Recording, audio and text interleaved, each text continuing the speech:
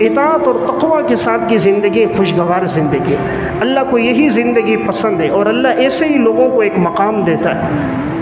علامہ ابن جوزی رحمۃ اللہ علیہ کی کتاب بحر الدموع، آنسوؤں کا سمندر، اس میں انہوں نے واقعہ لکھا۔ حضرت عبداللہ بن مبارک رحمۃ اللہ علیہ کہتے قحط سالی تھی، بارش نہیں ہو رہی تھی، سارے لوگ ایک صحرا میں جمع ہے، نماز استسقاء پڑھی، بارش کی دعا کی، کافی بارش نہ ہوئی۔ کہتے سب دعا کر رہے، بارش نہیں ہو رہی۔ عبداللہ بن مبارک کہتے میری نظر پڑی، ایک غلام تھا، سیاہ فام تھا، حبشی تھا۔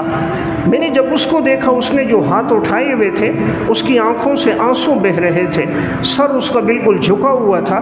کہتے میں اس کے پیچھے جا کر بیٹھ گیا، وہ اللہ سے دعا کر رہا تھا، یا اللہ ہمارے گناہوں کی وجہ سے تو نے بارش کو روکا ہے، مولا کریم تو ارحم الراحمین ہے، یا اللہ اس میں بچے بھی ہیں، عورتیں بھی ہیں، جانور بھی ہیں، مولا کریم تو رحم فرما، رسول اللہ صلی اللہ علیہ وسلم کے توسط سے ہم پہ بارش برسا۔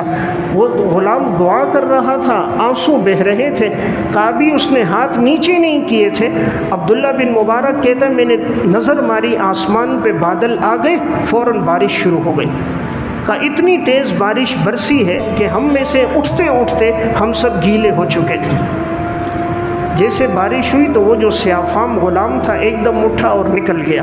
کہتے میری نظر اس پہ پڑ گئی، میں نے کہا یہ دیکھو یہ ہے کون، اور مجھے یقین تھا یہ اس کی دعا پر بارش برسی۔ عبداللہ بن مبارک کہتے میں پیچھے سے دیکھتا جا رہا تھا، وہ غلام جاتے جاتے ایک جگہ میں اندر چلا گیا۔ میں اگلے دن آیا، عبداللہ بن مبارک تو بڑے معروف آدمی تھے، اپنے دور کے بڑے محدث تھے۔ اگلے دن آئے، پتہ چلا یہ اس شخص کا گھر ہے جو غلاموں کو فروخت کرتا ہے۔ اس نے عبداللہ بن مبارک نے کہا مجھے غلام چاہیے، آپ کے پاس ہے؟ اس نے کہا ہاں میرے پاس بہت سے غلام ہیں۔ کہا میرے سامنے لاؤ۔ سب غلاموں کو پیش کیا عبداللہ بن مبارک کے سامنے۔ عبداللہ نے کہا نہیں یہ غلام نہیں، کہا یہ لے لیں، کہا نہیں، کہا جی بڑا طاقتور ہے، بڑا قیمتی ہے، بڑی محنت مزدوری کرنے والا ہے، آپ کے ہر کام کو پورا کرے گا، آپ کے اشاروں پہ چلے گا، قوت والا۔ کہا نہیں یہ نہیں چاہیے۔ دوسرا دکھایا، یہ نہیں چاہیے۔ 10-12 غلام دکھا دیے، عبداللہ نے کہا یہ نہیں۔ کہا اور کوئی غلام نہیں ہے؟ کہا ایک غلام بچا ہے لیکن وہ کسی کام کا نہیں ہے، بس کالا سا ہے، سیاہ فام سا ہے، کسی کام کا نہیں ہے، بس اپنی نماز میں عبادت میں لگا ہوتا ہے، اگر آپ کو پسند ہے تو آپ کو وہ بھی دکھا دوں۔ عبداللہ نے فرمایا دکھاؤ۔